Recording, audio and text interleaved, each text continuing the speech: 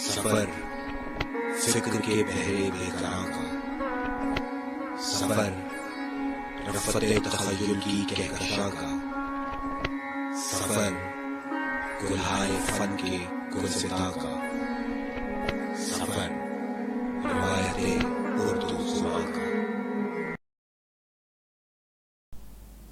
बिस्मिल्लाहिर्रहमानिर्रहीम। मेरा नाम है Zahid Hussain, Superior Group of Colleges Dera Ghazi Khan से ताल्लुक़ है, शोबा उर्दू। अज़ीज़ तलबा व तालबात, हमारा जो आज का मौजू है वो है खुलासा। तीसरा सबक है सर सैयद के इखलाक व खसाइल। इससे पहले दो सबक हमने पढ़े हैं। पहले सबक में एक एक पॉइंट की मदद से मैंने आपको खुलासा करने का तरीका बताया था, जबकि सबक नंबर 2 में हमने आपको खुलासा करके दे दिया। अब एक मर्तबा फिर आपने कोशिश करनी है इन्हीं पॉइंट्स की मदद से जो आपको स्क्रीन पे दिखाए जाएंगे, इनकी मदद से आप खुद खुलासा लिखने की प्रैक्टिस करें। इसके लिए सबक को कम से कम 3 से 4 मरतबा गौर से पढ़ना ज़रूरी है, ताकि आपको समझने में और फिर लिखने में आसानी हो जाए। ये तो आपको याद ही होगा कि सबसे ऊपर जो है सबक का उन्वान लिखा जाता है, फिर उसके बाद मुसन्निफ का नाम जिसका 1 नंबर होता है। मुसन्निफ के नाम के बाद फिर खुलासा की हेडिंग देनी है, और उसमें क्या नहीं लिखना होता कि इसमें मुसन्निफ कहता है, इसमें मौलाना अल्ताफ हुसैन हाली कहते हैं, या मौलाना अल्ताफ हुसैन हाली सर सैयद के इखलाक व खसाइल के बारे में बयान करते हुए कहते हैं। ये लफ्ज़ बिल्कुल भी नहीं लिखने, क्योंकि ये खुलासा नहीं, इजाफा हो जाता है। जब ये इजाफा हो जाता है तो फिर क्रॉस कर दिया जाता है। फिर ये खुलासा हमेशा पैराग्राफ की सूरत में लिखा जाता है, एक ही मुसलसल इबारत की सूरत में नहीं लिखा जाता।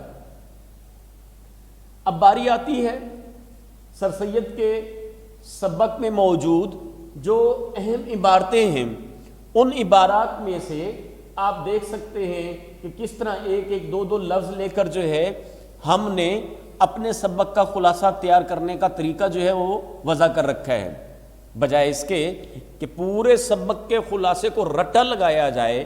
उनकी निस्बत ये 13 पॉइंट अगर हम तैयार कर लेते हैं तो इसकी मदद से हम अपना सबक का खुलासा मुकम्मल और जामे लिख सकते हैं, जो 1/3 भी हो और उसमें हर अहम चीज़ भी शामिल हो। तो सबसे पहले दस्तरखान।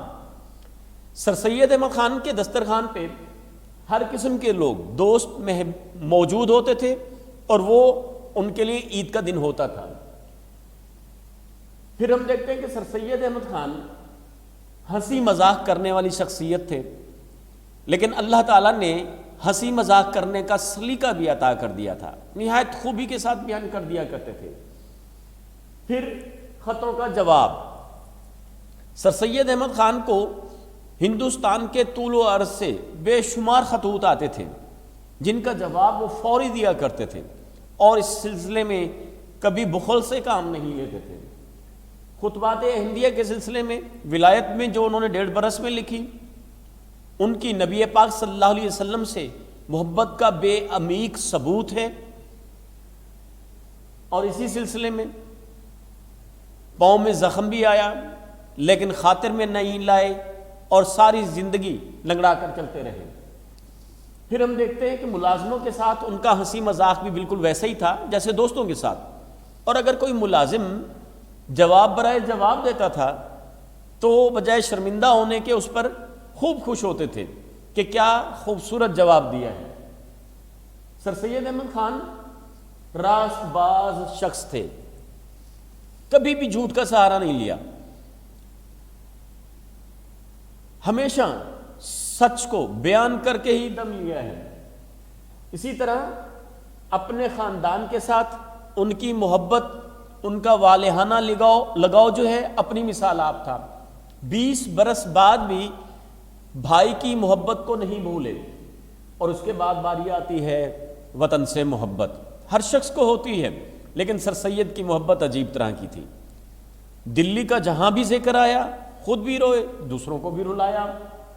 اسی طرح نواب محسن الملک 1861 میں کہتے ہیں کہ میری پہلی ملاقات ہوئی ہے ان سے، ان کے بارے میں اخبارات میں پڑھا، لیکن جب ان کو قریب سے دیکھا تو اخبارات کے بالکل برعکس دیکھا، اور ایسی ان کے ساتھ محبت ہوئی کہ اپنے والد اور بڑے بھائی کی محبت پر بھی ان کی محبت سبقت لے گئی. سیر چشمی، دولت سے سیر چشمی. کچھ لوگوں کو دولت اکٹھا کرنے کا خبط ہوتا ہے، لیکن سر سید احمد خان دولت خرچ کرنے والے شخص تھے. اسی لیے جتنے بھی مستحق غریب لوگ ہوتے تھے، مزدوری پیشہ لوگ ہوتے تھے، وہ سر سید احمد خان کی عنایات کے ہمیشہ مشکور رہے. ان کی توقع اور ان کے حوصلے سے بڑھ کر عطا کیا کرتے تھے. سر سید احمد خان ایک ایسی شخصیت ہے ہندوستان میں جس کی سب سے زیادہ مخالفت جو ہے مسلمانوں نے کی، لیکن ہم دیکھتے ہیں کہ والدہ نے جو بچپن میں سبق دیا تھا آخر دم تک اس پہ ڈٹے رہے کہ برائی کا جواب برائی سے نہیں دینا. اور آخر میں سر سید احمد خان ایک ایسی شخصیت تھے جنہوں نے اپنا تن من دھن سب کچھ قربان کر دیا، لیکن اپنے لیے کوئی مال جائیداد اکٹھی نہیں کی. تو عزیز طلبہ، ان پوائنٹس کی مدد سے آپ ایک بہترین خلاصہ لکھ سکتے ہیں اور اسی نثری ترتیب میں لکھ سکتے ہیں جس میں نہ کوئی شعر ہے، نہ کوئی حوالہ جات ہے، اور ایک تہائی مختصر بھی ہے. اللہ تعالیٰ آپ کا حامی و ناصر ہو. جزاک اللہ.